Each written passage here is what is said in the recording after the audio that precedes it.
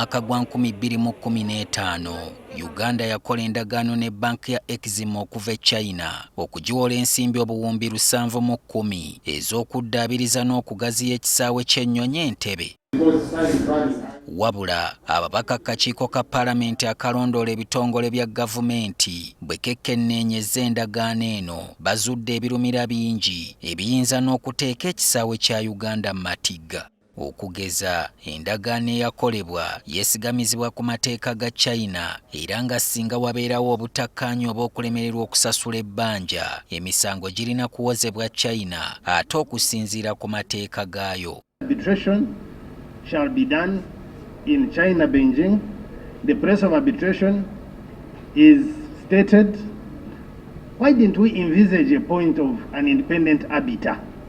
Why do we go before the accuser to be the judge? I've signed an agreement. Pulling out of it is a complicated matter. You have the right to terminate the contract, but at a huge cost. In fact, in this particular agreement, the cost of letting it go all the way to completion is lower than the cost of terminating. So we are bothered as members of parliament on behalf of the citizens of Uganda. We saw that one to be the cheapest alternative, and we jumped on it. I could apologize that we should have not, shouldn't have accepted some of the clauses, but as I told you, the price is either to take it or leave it.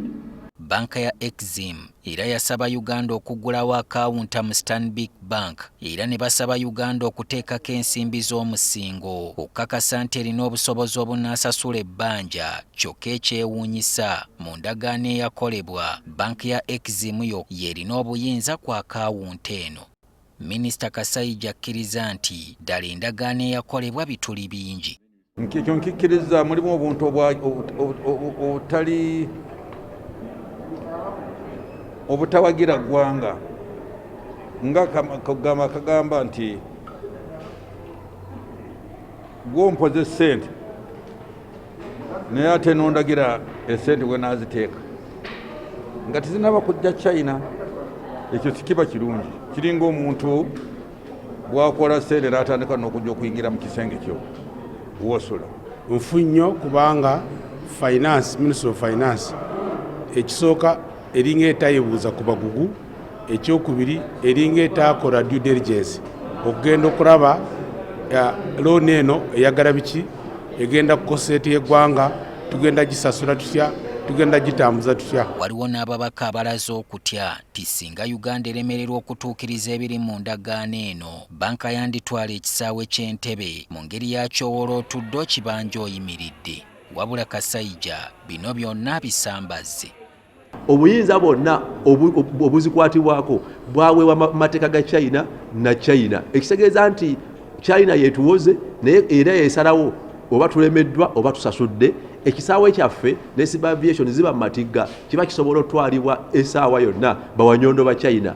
Ate n'ekirala esente ze bateeka ku accounts ezo ze bagamba za accounts zisobola kubura kubanga Uganda terina control kwezo accounts.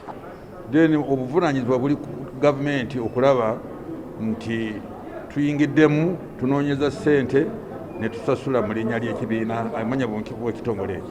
Naye ekisaawe kyaffe nti bakitwale ekyo kiri kafuuwe okujja